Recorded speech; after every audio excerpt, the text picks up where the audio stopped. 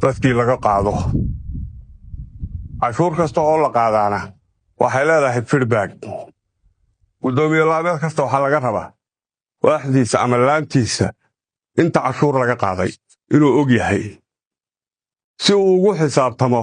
oo waaxdu waxa ay xaq ugu leedahay marka dawladda hoose feedback intaan geynaa aynu idhaano intaanu soo saaray wax qabad baan u baahanahay haddayna inagu markaa xisaabtamin la heli maayo wax lagu soo celiya runtaa wanaagsan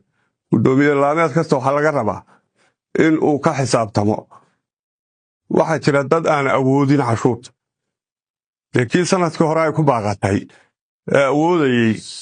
markuu sanadkii hore iyo sanadkan bixiyo ka aan awoodin waa laga tegi karayaa laakiin waa in mid la og yahay uu yahay qofkaasi inaanu awoodin cashuurta xafiiska waaxda sayidka inaan ka daafurno cashuurihii ardiyadaha guryaha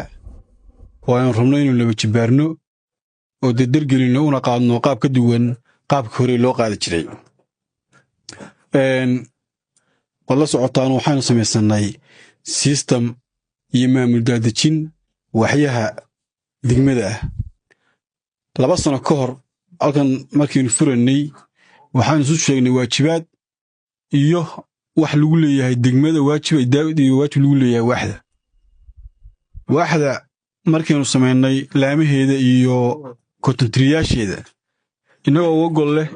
kow inaan ku sugno amnigeenna kula soconno xaaladda waaxda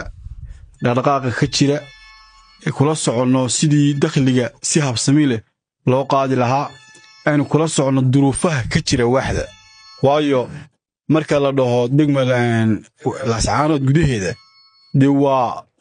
xaafado aad u ballaaran laakiin markaanu cilmiyeennay oo u dhignay waxaanu gaadhnay taargetkii saxda ahaa ee degmada wax kastoo ka jira haddii tahay mid amni iyo haddii tahay mid baahi kastoo ka jirta iyo mid horumarineedba waxaa si toosa u gaadhay wax kasta oo loo helo degmadaas inuu helo qofkii ugu mudnaa ee ugu danyarta ahaa innagoo isticmaalana barnaamijkeenna ah laamaha iyo waaxyaha degmada runtii faa'iido aad iyo aad u weyn inoo soo yotay bay noqotay oo aad iyo aad maaragtay loo mahadiyey idinkaana hirgeliyo ka shaqeeyey marka hore waan idinka mahad celinayaa waa qodobka labaad waxaan u baahannahay inaynu degmadeenna horumarsanno wax kalena kuma horumarin karno ilaa aynu helno